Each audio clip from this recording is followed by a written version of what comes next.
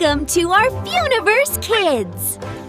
Hello বন্ধুরা, আজ আমরা শিখব কিভাবে ছোট টবে ফুলের গাছ লাগাতে হয়। খুব মজার হবে। প্রথমে আমাদের লাগবে একটা ছোট টব, কিছু ভালো মাটি আর ফুলের বীজ।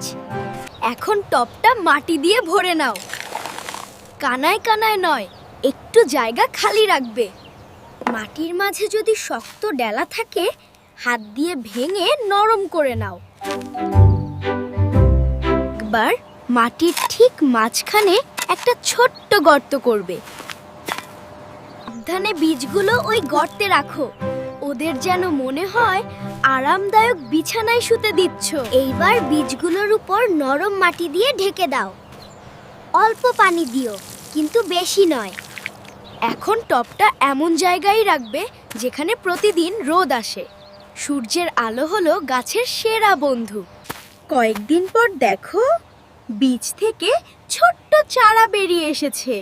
প্রতিদিন একটু একটু করে সেটি বড় হতে থাকবে। আর কিছুদিন পরে দেখো, আমাদের গাছে ফুটে উঠেছে সুন্দর ফুল। কি দারুণ না?